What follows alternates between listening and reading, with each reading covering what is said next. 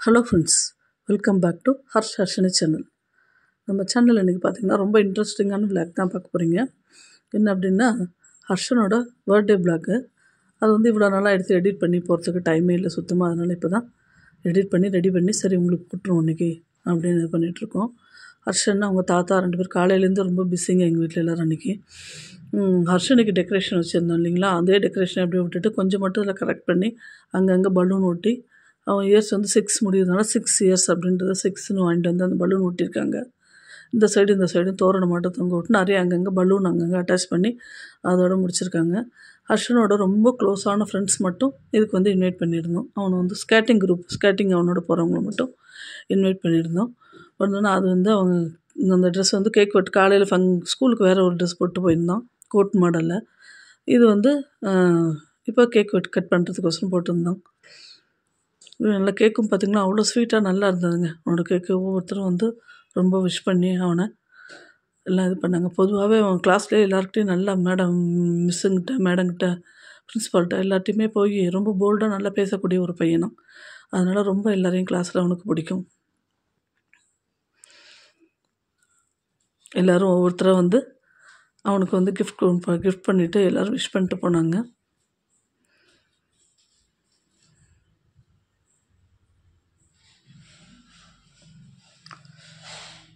பாருங்கள், ஒவ்வொருத்தராக 1 பை 1 அவனுக்கு ரொம்ப மனசுக்கு சந்தோஷமாக இருந்ததுங்க. எங்களுக்கும் இதில் என்ன ஒரு இதுனா, அவங்க அப்பா ஒரு முக்கியமான மீட்டிங்க்கு போயிட்டார். அவர் மட்டும்தான் இதில் வந்து இருக்க முடியல. ஸ்டார் பர்த்டேக்கு இருந்தார், நல்லா என்ஜாய் பண்ணார். இதுக்கு மட்டும் இந்த கேக் வெட்டுற டைமில் காலையில் இருந்தார். கேக் வெட்டுற டைமில் அவரால் இருக்க முடியல.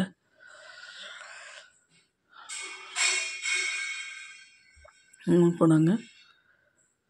அடுத்தது பார்த்திங்க அப்படின்னா, அவனுக்கு ரொம்ப என்ஜாய்மெண்ட்டுங்க. குழந்தைங்க எப்போவுமே பார்த்திங்கன்னா 6 வயசுக்கு 6 கிஃப்ட் வேணும் அப்படின்னு சொன்னான். அதனால் வந்து அவனை எப்போயோ சொன்னதெல்லாம் ஞாபகம் வச்சுட்டு மைண்டில் ஞாபகம் வச்சுட்டு அது ஒன்று இது ஒன்று அவனுக்கே தெரியாமல் சர்ப்ரைஸாக ஒரு கிஃப்ட்டு நானும் அவங்க தாத்தாவும் கிருத்திகாவும் போய் ஒன்று பார்த்து 6 கிஃப்ட் வாங்கிட்டு வந்தார். அவர் தாத்தா கிருத்திகா கூட்டிகிட்டு போய் அவனுக்கு பிடிச்சது ரொம்ப அவன் லைக் பண்ணுறது, ரொம்ப வந்து அவனுக்கு வேணும்னு எதிர்பார்த்து நம்ம இன்னும் வாங்கி கொடுக்காமல் இருக்கிறது, அந்த மாதிரி ஒரு கிஃப்டெல்லாம் வந்து அவனுக்கு வாங்கி கொடுத்தாருங்க. பார்த்து ஒரு 6 வயசுக்கு எனக்கு 6 கிஃப்ட் வேணும், நான் வீடியோவெலாம் பார்க்குறேன், எல்லோரும் எத்தனை வயசு இருக்காங்களோ அத்தனை வயசு கிஃப்ட் கொடுக்குறாங்க, வேணும் அப்படின்னா சரி அப்படின்ட்டு அந்த கிஃப்ட்டை உடனே பிரித்து பார்க்கணும் அப்படின்னாங்க. சரி, அவனோட எவ்வளோ எக்ஸைட்மெண்ட் பாருங்க. அவனுக்கு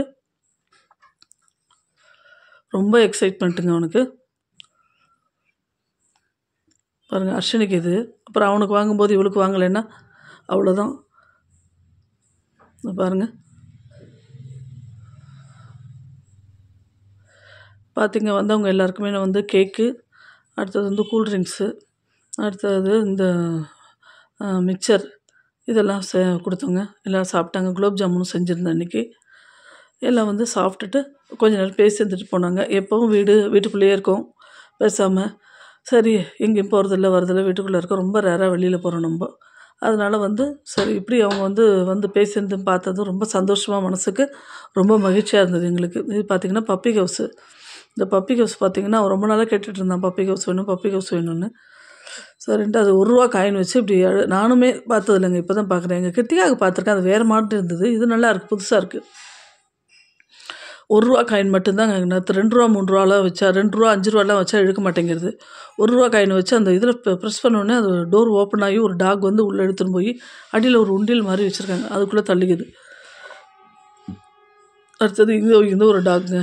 இது வந்து கை தட்டினா நல்லா வந்து இது பண்ணிகிட்டே ஓடும், சவுண்டு கொடுத்துக்கிட்டே ஓடுங்க.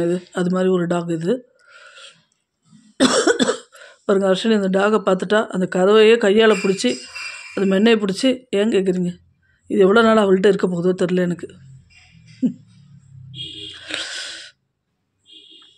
அடுத்தது பார்த்திங்கன்னா அவன் வந்து இந்த கேம் கேட்டிருந்தாங்க.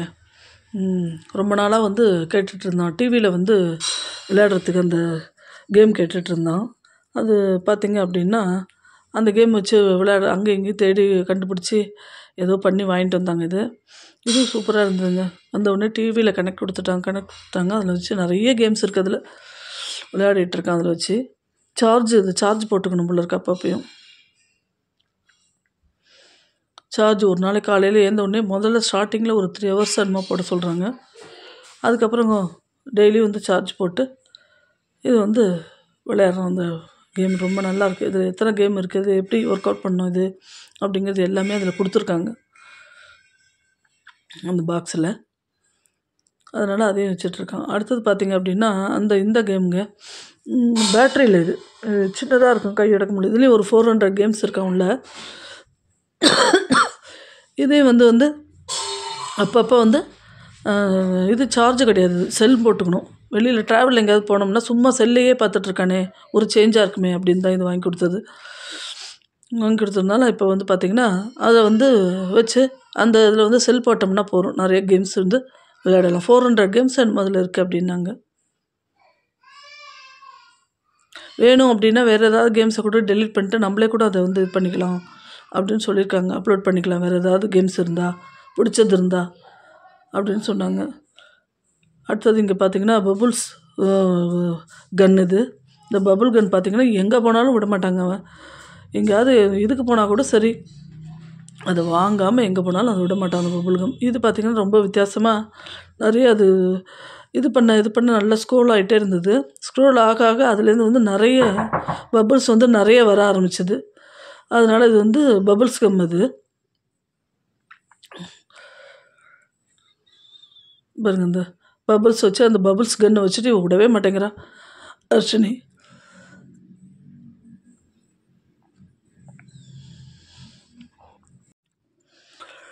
பாருங்க, அந்த டாகை தான் எப்போ பார்த்து இன்னும் அந்த டாகை தான் ஒரு நாளைக்கு 7-8 தடவை காயின் கொடுத்துடணும். டாகை போட்டுகிட்டே இருப்பேன் உள்ளுக்குள்ளவோ. அடுத்தது பார்த்திங்கன்னா ஸ்பைடர்மேன் 2 பேர் வாங்கிட்டு வந்து கொடுத்தாங்கங்க. ஸ்பைடர்மேன் ஒன்று வாங்கினோம். அப்புறம் வந்து ரிமோட் காருங்க. இது ரிமோட் கார் வந்து இது பண்ணிகிட்ருக்கோம்.